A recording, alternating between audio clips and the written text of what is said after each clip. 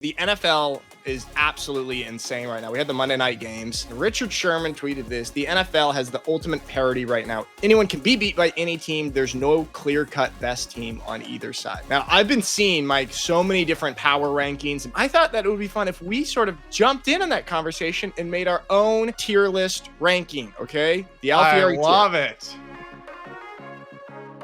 Alfieris are back. Mike, how you doing? Real good. I did an exercise this morning right when I woke up, so I got to walk around society with a really big air of superiority. I can feel your sense of superiority over me because I haven't worked out today. If you notice me shaking a little bit and being really scared, it's because I'm going flying with our brother-in-law. He's a pilot, and so he wants to take me flying to get over my fears, sort of exposure therapy. So, yeah, you know who else was the pilot? Amelia Earhart. Okay, well, we're gonna do the Alfieri NFL tier list. I don't like power ranking so much because it's way too hard to do one team over the other. So we're gonna do tiers. All right. Are you a fan of tiers? You like Yeah, tiers? I love tiers. Love tears. I shed a lot of tears. Yeah, you shed a lot of tears, don't you? Okay. All right, we're gonna start it off. Okay, we're gonna go worst first. We're gonna build our way up. How's that sound? That's great. Yeah. Feel free to pick apart my my choices or be like a good brother and support me. That's the other option. Starting off, number one pick contention. These guys are going to probably be drafting number one. These ones are pretty easy, okay? We're going the Jets. 0-6. Shambles. Really bad. Okay, they're down there. We're going to go the Titans down there. They just fired their head coach. And then I've also got to put a team I have no faith in. The Miami Dolphins with Mike. I love that culture. Yeah. We saw what Tua said the other day, blaming the leadership, which is him and also his head coach. So these teams suck. These teams are in contention for the number one pick, who I have no idea who will be right now. What do you think? Are we good here? I think that's really good. And let me just say real quick. Sure. Okay. I love that the Dolphins are getting such a bad rap right now and people are so hard on the culture. And because I think culture is the number one thing that should be most important in a building and in a program. Yeah. And everything. And, stop putting people like individual coaches, players above the culture. It never works. It never works. So I like that the Dolphins are a prime example of that. Great scheme, incredible talent. And it's, and it's falling apart because of culture. They thought they could subverge that. Well, so what also supports your argument is the New York Jets down there, who have gotten just a revolving door of talented players and coaches coming in there, and nobody can overcome that culture. Nobody. It's like we see that's crazy. Aaron Rodgers now leave and go to the Steelers, and all of a sudden, wow, he's great again. He's having success. So these are bad culture teams down there. So that's what we got. All right, let's move on to a little bit more optimism. These are bad teams, okay? But they have some interesting bright spots. They have some interesting players that are at least kind of fun to watch, okay? Or coaches, or they have maybe some potential down the line. We're going to start. We're going to go with the Raiders. You know who's bright on that team? Max Crosby. I do hate to see his talent wasted in a team that's kind of very, very poor, but he's fun to watch. Also, Ashton Genty, ever since he reverted to his serial killer stance, fun to watch, okay? So we got that. Let's go Cleveland Browns, okay? Okay. They've got Myles Garrett. They've got a great defensive line. Who knows what's going on? I mean, they're playing Dylan Gabriel right now. They're a young rookie quarterback. Kevin Stefanski's a great coach. Well, I take that back. He's been a good coach. I don't know if he's still the right guy there in Cleveland. We do need Scott back to talk about that. And the Joe Flacco debacle is nuts. Yeah, and then they try to overcompensate by giving Dylan Gabriel 52 attempts to throw the ball, and then only throws for 200 yards. It's horribly pathetic. But you see, that's a prime example of coaches trying to prop up bad decisions by flooding guys with opportunity to try and support their bad decisions. If we give him a bunch of opportunities to throw the ball, maybe he'll have a great game, and people will think we're not so stupid for trading Joe Flacco away, who is the only quarterback that had any sort of stability. Right. Like, that's a prime example of coaching. Is that what he did? Did he throw 50 times? 52 times, he had 220 yards. Jeez. And he was like 20 something for 52. Yeah. You're putting a young quarterback in a position to fail when you throw that many times. That's not good. All right. Another team, that sucks. But maybe they don't suck, but they've got some bright spots. Okay. Jackson Dart and Cam Scatabo, the Bash Bros, the new exciting whites. That's exciting for New York. And I do think that they have a franchise quarterback. Is Brian Dable the guy? Maybe. Jackson Dart might be saving his job. Maybe. But I will say they have some bright spots, a little bit fun to watch. Bengals. Okay. Well, they got Joe Flacco. All right. Hey, he's the only guy who beat the Green Bay Packers this year. So good for them. Bright spots. Also, Jamar Chase, T. Higgins, exciting wide receivers. Trey Hendrickson as well. Bright spots. Okay. And we're also going to go here. The Saints. All right. They're bad. They're 1-5. But Kellen Moore. I know nothing about the Saints. I know nothing about them. Yeah. I mean, they're always like the forgotten kind of just down there in the NFC South. One of the more boring divisions, I would say. They're at the bottom of it. But Kellen Moore, who was the OC of the Eagles, who's a great offensive mind, he's the head coach there. I think they're a little bit better than their record shows right now. So they're getting a little bit of bright spot. Okay. What do you think? We good there? Yeah, I have no qualms with. Okay, qualmless. So great. Far. All right, we're gonna go mediocre at best, and this is the most meh team for me. Just like when they're on TV, the Arizona Cardinals. Kyler Did you make Murray. this little chart? No, it's it's on the internet. I didn't build it, so it's a tier maker. I googled NFL tier maker.com. Okay. So cool how you have your name at the top. Okay. So we got them. And then we're also going to put, some people might not like this. They're 3-3 right now, Carolina Panthers, and they do have some interesting wins. But they're going to be down here. They're mediocre, but they're sometimes they've got some stuff going on. Okay. Now let's move up to teams that are going to be missing the playoffs. All right. And we're going to start off with one that's in shambles right now, which is the Baltimore Ravens. Lamar is out. They are currently a 1-win team. I did see, however, that for the remaining schedule, they have a top 5 easiest schedule for the rest of the year. So they'll get Lamar back. They're going to get some wins, but they've dug themselves in too much of a hole right now at the start of the season that I don't think that they're going to be able to come back and make the playoffs. Also, their defense is the worst that it has been in years. There's some crazy stat that when they had that Ray Lewis defense back in the day, early 2000s, I think they gave up like 165 total points in the whole season. And I believe the Ravens already through like week 5 had given up 300 plus points. Holy, that's crazy. That's got to be one of the worst in the. They're literally statistically the worst defense in the league, which is crazy because when you see that logo, you think of defense. It is such synonymous with defense. Yeah. So, all right. And then they blew that. Yeah, they blew it. We're going to go to Minnesota Vikings. All right. They've got Carson Wentz now, the quarterback situation. This is a team that just as the kids say, they fumbled the bag with the Sam Darnold. Oops. Yeah. You had Sam Darnold, who got you 14 wins last year, and you didn't secure it. And then we're going to also go the Dallas Cowboys. They've got I think they're 2-3, 2-3-1. They had the tie, but I'm just no really impressive wins so far. And Dak is playing well. I will say that. And they are overperforming to what I thought they would do at the start of the season. And Brian Schottenheimer, their head coach, deserves a little bit of praise for that. We were pretty hard on him. A lot of people were like, why did they hire him? But we're going to put them there. Missing playoffs, but they have some. You saw the thing with Jerry Jones flipping off the fan. Yeah. Apparently, there's more context to that. I guess what Jerry's like vindicated. I don't know. I think Pat McAfee or somebody was talking about it. Like there's a longer video that kind of vindicates Jerry. But either way, he was fined $250,000 from the league for flipping the guy off. But it was like kind of playful. I don't know. It's never a good look. But I think there was more to it, or something. Wait, first of all, I'm devastated that we were the type of people that pulled something out of context and made Jerry look bad when actually maybe there was context that vindicated him. So shame on us. Yeah. And also one point of shame. Jerry Jones flips you off. He's so charming. It's kind of like, it's almost like a thumbs up. Yeah. It's oh, wow. Jerry acknowledged me. It's a cool thing. It's a positive. Top 5 guy in the world to have flip you off, to not feel bad about it. Okay. And then we're going to go with the Texans. CJ Stroud. It's so funny. Ever since CJ Stroud, you remember that clip? I think it was last year after the Texans played the Bears and CJ Stroud had just had the rookie of the year season. He thought he was the man and he like ranked himself as the third best quarterback in the NFL on a podcast and was like super confident. And then he goes up to Caleb Williams after and like little brothers him. He's like, hey man, you're going to do well in this league. Just do this. Oh yeah.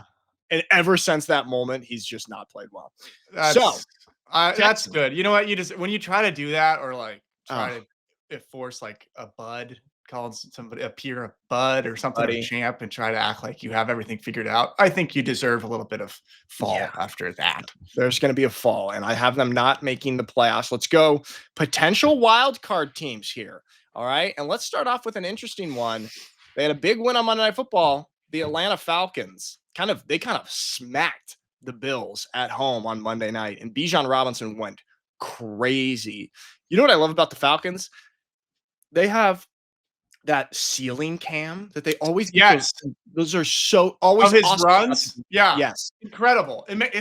That's a great, that should be more of a staple to game coverage. Yeah. Especially for like, I think such cool run angles you can see from that. Also, it's so cool to see the game of football from that angle. It's like, it looks like chess. It like really reveals how football's chess. Yeah, completely. So every indoor team that has that capability, like a ceiling cam, please do it. All right. And then another team that got a big win on Monday night, Chicago Bears. Hey, I have a video clip of Ben Johnson talking after. We're going to look at it in a second. Ben Johnson, it's crazy because everyone was with the coordinators that left the Lions, Ben Johnson and Aaron Glenn. Everyone's like, oh, well, Ben Johnson's just like this nerdy scheme guy, X's and O's. And Aaron Glenn is really the culture guy, the defensive coordinator. Glenn goes to the Jets, and any culture building that he had got just disintegrated by the curse of the Jets. Ben Johnson, he's got the X's and O's. He's also a culture guy. We did not expect that. Big time. It was that good of a speech? It was a good speech. We'll show it in a little bit. Okay. I'd like to get your take, but I was like, wow, Benjamin. That's good. Nice. Okay. I don't know why this keeps doing this. Real quick, what do you think? If you're naturally a culture guy or naturally a schemes guy, which way is harder to develop the other end of that? I think, hear me out. I think it's easier to get scheme because if you're a culture head coach, you can hire the best OC. You can hire that nerd, Yeah. Okay. And the other thing is being a culture guy, it takes you yourself having a certain level of character, which takes a certain level of lived challenges, experience, lived experience. I don't care for that term, but yes. So that is harder to replicate. If you take a course on offensive schemes for a month straight for 12 hours a day in the off season, you can become a schemes guy.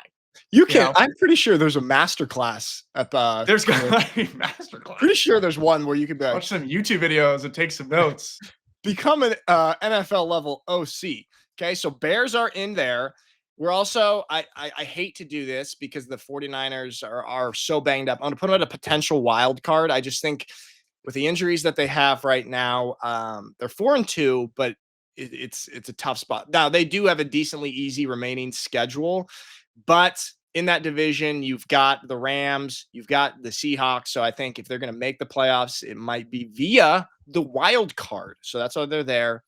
And then another wild card team for me and a guy that's been climbing, Liam Cohen, Jacksonville Jaguars. They did just lose to the Seahawks, but they beat the Rams the other night. That was a big time with Trevor Lawrence's baby horse touchdown. Adorable.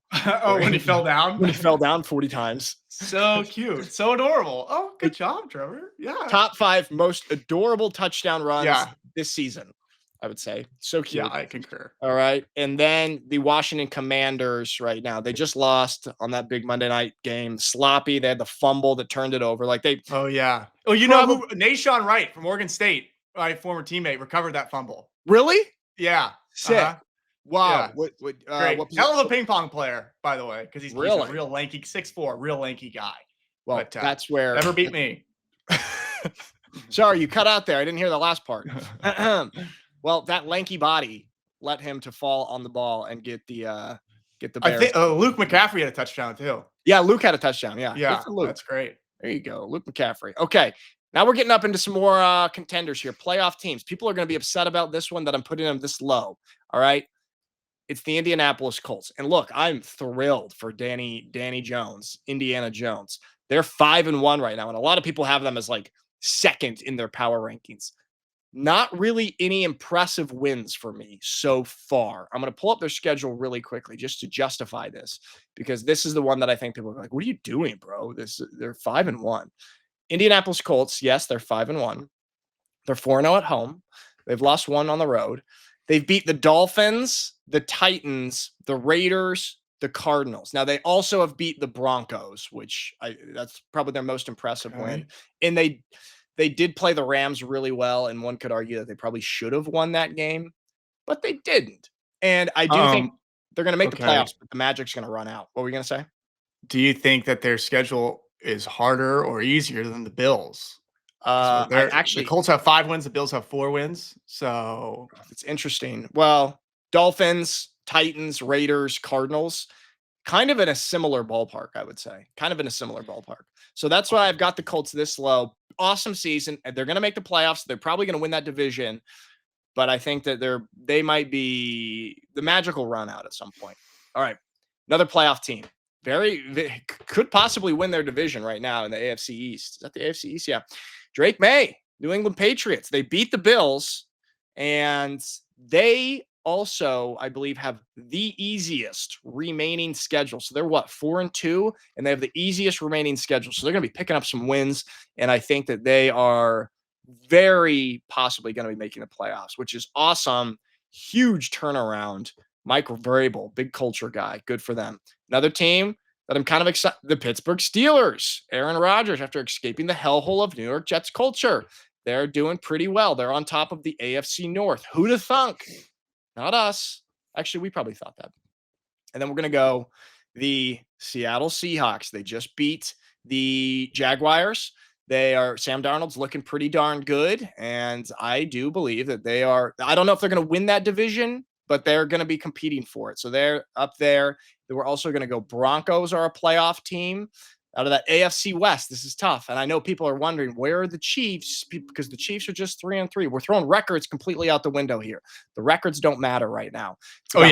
About how good these teams are. Forgot about that. Okay. Forget about that. And then we're also going to go with the Chargers as a playoff team. Okay. So how do we feel about this right now? Are you okay?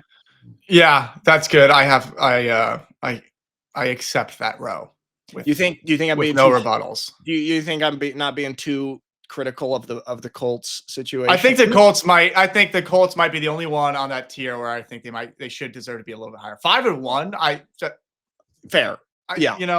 That's nothing to sniff your nose at or whatever the saying is. To scoff at. Nothing to scoff at. Raise your nose up. But, all right.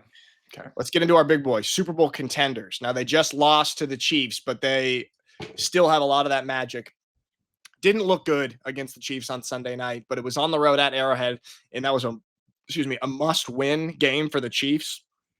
And I will say the Chiefs had 0 penalties in that game, which, some people think was a little suspicious, but they still got it. Kudos to Dan Campbell, because everyone thought that losing both coordinators, they're going to fall all the way down, and they're looking pretty similar to the Lions of old. Okay. I got one thing to say about the Chiefs.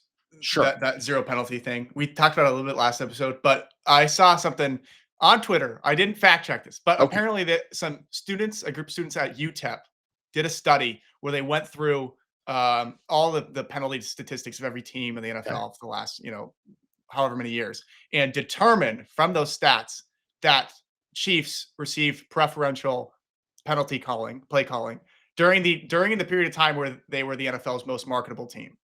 So interesting. That's what that study, I'm not taking a stance either way. I'm just saying interesting study. Okay. Let me push back, to use podcast talk. Let me push back.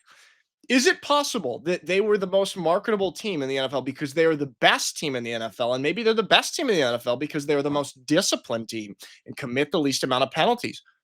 Could also be that. Could also just be that. Sure. That. Yeah. But I do love throwing Travis Kelce and Patrick Mahomes are staples of discipline. Look at their bodies. Shout out to our dad who calls Travis Kelce's arms. He says he has accountant arms.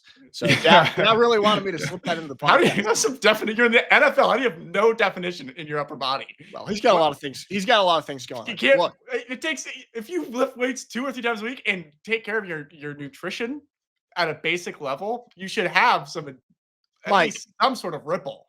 As a podcaster, it's hard to find time to get in the weight room. All right. Look at me. I know. These guys. All right. We'll go. Eagles are up here. They are in a 2-game slide. They do have to figure some things out. And I'm not sold on Jalen Hurts. I'm sorry.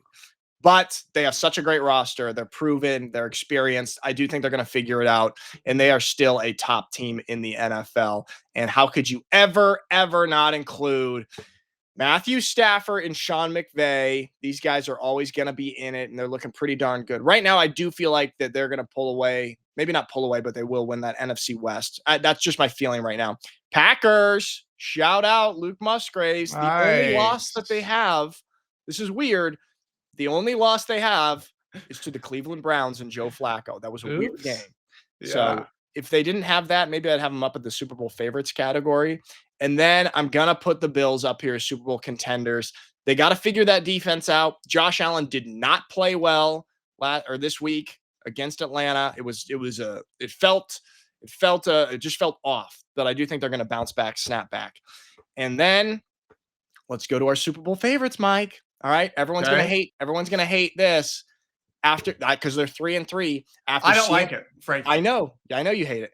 After that win against the Lions, I think they're getting back on track. I think, start of the season, they started off 0-2. They're fighting back. They're clawing back. They know they got to lock in, and it looked like they did lock in. Okay. So people are going to hate that one because I'm now giving the Chiefs preferential treatment, but you are going to like this one, Mike. And this is my favorite team. I love this so much. The Tampa Bay Buccaneers. And you know why? Baker Mayfield, and he's doing it with a bunch of Pingus is playing wide receiver right now. They're down to like their 6th receiver. It doesn't matter who's on the field. Baker's a winner. Because it doesn't matter. Every skill position player is the same. Everybody runs a 4-5. Everybody can bench you 25, 10 or 15 times. Everybody can run the scheme if they are, believed in. Yeah. A leader like Baker, it proves that because he gets the best out of everybody. Yes, there we go. So there we have it. That's our NFL tier list right now after week 6, going into week 7. Let us know what you think. I know everyone's going to be mad about the Chiefs, but just be honest. Be emotionally honest with yourselves, okay? This is a tier list ranking of what we've got. So was that fun, Mike? Did you have fun? Yeah, I had a lot of fun. I really liked that. That was actually kind of fun. All right. We're talking about Josh Allen, Mike, okay? Didn't look good. They're on a 2-game slide. That was part of me thinks that was a fluky game, but I saw this tweet. This is kind of funny. Josh Allen famously got married, okay, over this past offseason. Good for him. That's great. However, this quote came out. Josh Allen speaking with ESPN on what his wife, Haley Steinfeld, has taught him. Maybe I am more than a football player. See, this is what happens. The hunger is gone. This is what happens, okay? The stats are very clear on what happens to your testosterone rate at a certain point in a relationship or marriage as a male. And when you are in the NFL, when you have this small window, and you're leading a franchise and trying to make history, you just got to be cognizant of the softening of your mindset. And I think this is an example of it. You cannot be thinking that you're more than a football player right now. You have to be a psychotic football robot to a certain extent. Still, you have your certain hobbies that can take you away from the game. Sure. You need to be, I am a football player. I'm a gladiator. So you are pro guys remaining single during their NFL prime. No. All I'm saying is that this is an example of what can happen if you're not cognizant of the comfort that comes with that. Okay, sure. It would be fascinating to see like a study of guys' production pre and post marriage. Yeah. I think that's a really actually interesting. What do you think? Okay, I think maybe there's a dip at marriage, but then once you have your first kid, then there's a spike. Then it bounces back up. Yeah, that's true. Although we did see JJ McCarthy have a great game, and then he had his baby, and then he played terribly. So well, that's like right in the right in the post-birth window. I'm talking just once you're a father, you get dad strength and all these True. things. Once the chemicals settle, I am trying Yeah. to find. Here it is. Good. There you go. I wanted to find this because from that game, Bijan Robinson went crazy. People are saying like Bijan Robinson. This dude is so versatile. He is one of the most exciting players in the NFL to watch. And we're gonna play this, and we're gonna play it with the audio because this is just absolute cinema. I watched this 1,000 times, and it just makes me so happy and excited. This is the clip we were talking about earlier. I love those Falcon uniforms with those helmets. It's so cool. They look really First cool. and 5 at the 19 after the penalty on the Bills. Buffalo adds another man to the front. They're going to hand to Robinson, right side, through the first wall, around the corner. Here goes Bijan Robinson. Keeps his feet. 30, 25, 20, 10, 5. Touchdown Atlanta. Oh, my goodness. Oh, my goodness. Wow, really cool. The math on this one is easy. 81 to the house. Bijan Robinson is very exciting. He's one of the most exciting players. I will say the Bills' defense is not good. Especially in the back end. They're like a lot of missed tackles. That was just something they got to clean up if they want to keep their position that I have given them on our tier rankings there. Yeah. Okay. Quick note on why that was a great run. Okay. Do you want me to pull it back up? Do you want me to? All right. So you got wide zone. You're aiming points to the butt of the tight end or ghost tight end. So you watch him set his track. You see he's not getting the edge. So you got your first cut back. What is, instinctually, once you make your first cut, your body kind of wants to make a second cutback and turn the whole run into kind of a cutback against the grain. But what this is great is, and what Coach Peachy would teach us in college, make your cut and get back with the flow. It's kind of counterintuitive to what your body wants to do after that first cut. But watch, cuts inside of the end and then gets back with the flow and gets back outside. Right. Okay. So you're saying so that's what's it's a little counterintuitive because you'd think you make that and then you cut back against. Yeah. Then you want to your body wants to keep cutting back because it's but if you can, as you train that first cut, get back with the flow, you're good. Wow, beautiful. Mikey's breakdowns. We should do that more often. Actually, we should do that more often. It's like a really good. I mean, we need this angle more often, and then we can break it down. I could say something smart about a linebacker play if I had this angle. I could do it. Yeah. All right. Let's so that was pretty big time for the Falcons, and that's what also just led me to be like, the NFL's crazy right now because not a lot of people thought that the Falcons were gonna kind of smack the Bills. All right, to the other Monday night game. Remember Jake Moody from the San Francisco 49ers? He was like 50% and everyone was calling for his head. Yeah. Finally ended up getting cut from the 49ers.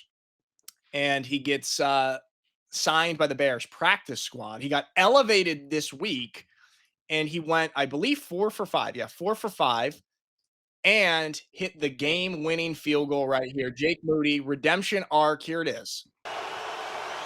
Come on. Snap a bit high. Kick is good. And the Bears win it. Jake Moody, a hero tonight. Good for him. He's felt the second that he saw it align, he goes, "Oh, thank God." I mean, because I think he's actually like a talented kicker.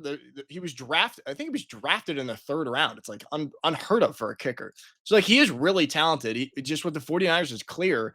He got the yips. He was like a mental basket case. And I think he needed a new setting, a new fresh start to just reset that, because I think that's tough.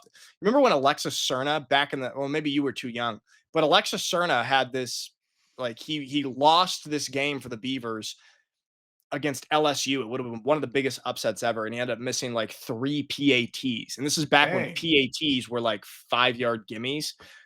And he came back the next season, reset, and then became the best kicker in the country. So I just think so much of that is mental. Wow, I didn't know that. He's awesome. Yeah. He's like the head of the alumni network for. Yeah, he was sending out actually. Awesome. He seems like a cool guy. With all the stuff going on with the Beavers, he was like sending out emails. Dad was telling me, he's like, "Oh, Alexis Serna just sent out another email to the alumni players about the coaching situation stuff." But okay, good for Jake Moody. However, let's watch his post-game interview, and I want to get your thoughts. I'm not gonna give you anything yet. We're just gonna watch it, okay?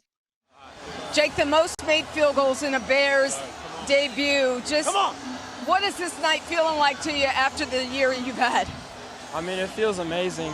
to get, all that support after the game from all my teammates. I got here not too long ago, but for everybody to embrace me and, take me in as one of their own, it's an amazing feeling. What were you saying to yourself after things kind of went sideways in San Francisco?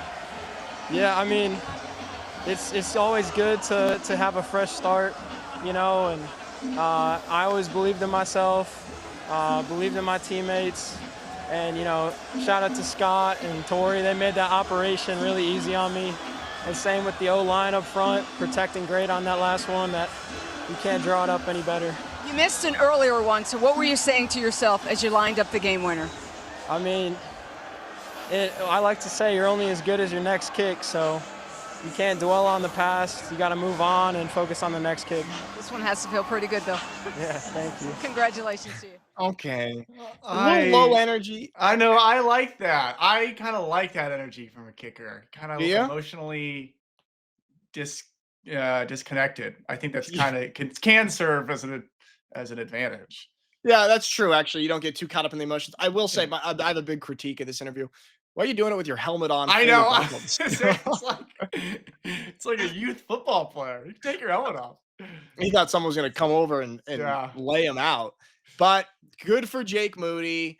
Very, very happy for him. He deserves it. Okay. So those are the Monday night games. All right, Mike, I have a little, we've done a lot of NFL. Let's do a quick little game for college, because obviously with the James Franklin firing, there's been some other firings. Obviously we talked on Monday about Trent Bray at Oregon State, but the James Franklin one was big time. And obviously a lot of coaches around the college football landscape are getting asked about this kind of stuff. Okay. Being asked about James Franklin, being asked about job openings, being asked about the lack of job security in the college coaching world. So I'm just going to throw up a few different sound bites from different coaches from around the country, college coaches, and we're going to decide which one of these guys we like the best, which one we would most like to play for. Okay. And we'll just watch a little bit of each of them. Okay. Nice. How's that? That's great. Good? Fun game. All right. We're going to start off with Kenny Crazy Eyes Dillingham. I made up that nickname for him. Kenny Crazy Eyes Dillingham from Arizona State. Here he is.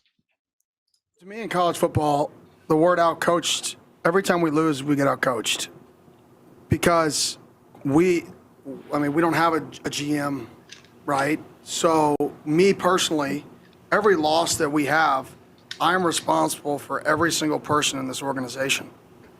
So it doesn't matter if we miss a tackle or if there's a bad scheme or if they get us schematically. It's out-coached. Like, that's how I view it, is the extreme ownership of I have brought in every single person into this organization. So if we miss a tackle or if we don't make a play or if we have a bad scheme or something like that, that all falls on me. So maybe out-coached isn't always the perfect term, but at the end of the day, everything always falls on me. So when we have failures or we don't hit an expectation.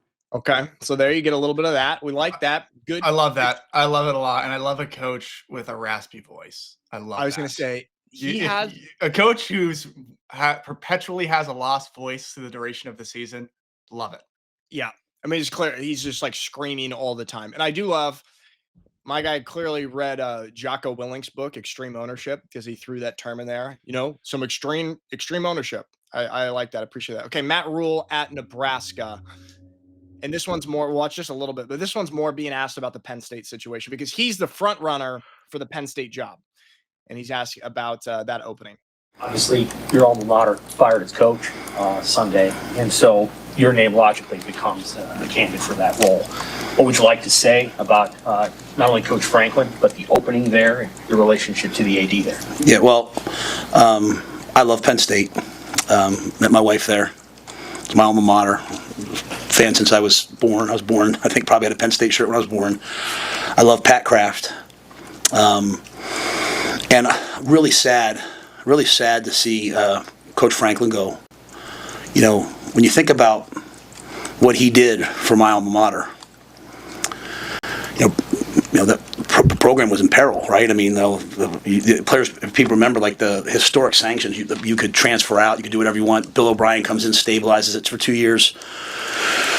James takes over a program in disarray and gives stability, excellence, and to see videos of people like yelling at his kids, and like I just don't understand why in our country now coaches are villains. Like, you know how hard I worked in Carolina and the things that were said to me, or how hard I work here, and some of the things that are said, our coaches work here, how hard Sat worked last year.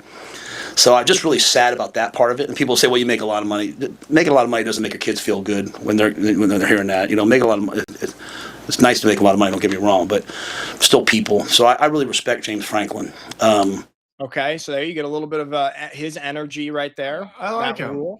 Yeah, from Nebraska. Okay, now we're gonna get into let's get into a fun one here. Lane Kiffin, he's asked about Kirby Smart. Kirby Smart is another prominent SEC coach who's, he's a little bit bigger. He's a little bit on the heavier side, I would say. And Lane Kiffin is famous for firing off on Twitter and everything. He's pretty funny. He goes on podcasts too. So here's Lane Kiffin when asked about Kirby Smart. V-neck. Off the wall question. You and Kirby, probably some of the more demonstrative coaches on the field. Who do you think burns more calories in a game, you or him? I don't know. That's a good question. I walked by the TV and saw his press conference today, so it don't look like he's burned too many calories. That's great. I love that. I love it. So, funny head coach? Funny head coach. A little concerned that I think he thinks he's a little good looking. Oh, okay. I think he is a little concerned with how good the V-neck as a coach is a little strange. Sure. All right. There's some team issue gear. Okay, fair. All right, and here's the last one. Curt Cignetti. This was at halftime against Oregon. Obviously, they had the big win at Oregon. Huge. They're now 3 in the country. Curt Cignetti. Here it is. Last one. He's with Jenny. Coach, you have preached composure, but we've seen your emotions come out on the sideline. Is that intentional? What do you think? You tell me. Yeah, you can't let that go. Can't let that go. Okay. What is your message to your team now? They are up by 3. Jumping off sides. We got to do a better job of stopping the run. We got to quit laying on the ground on defense and coming back the next play. All right, and we got to play better. Thank you for your time, Coach. All right. I like it. Cignetti. You see, I like that. Not a canned answer. He's being real. He's being a real guy. All right. Of those 4 head coaches, Mike, which one would you most like to play for based on these snippets? Okay, either Cignetti or the Arizona State coach. Kenny Dillingham? Yeah, I like those two a lot. Okay. Matt Rule was a little bit too straight shooter for you. No jokes, nothing. Yeah, I don't know why. I don't know why I'm not fully sold on Matt Rule. I haven't digested enough of him talking. I don't. Okay. But I was pleasantly surprised at the clip of him talking there. Yeah. I think I'm with you. Kenny Dillingham, he's also young. He's like 34, 35 or something like that. So he's super young. State guy. Yeah. Yeah. Arizona State guy. He's got the Rams coach energy. Yeah. Sean McVay.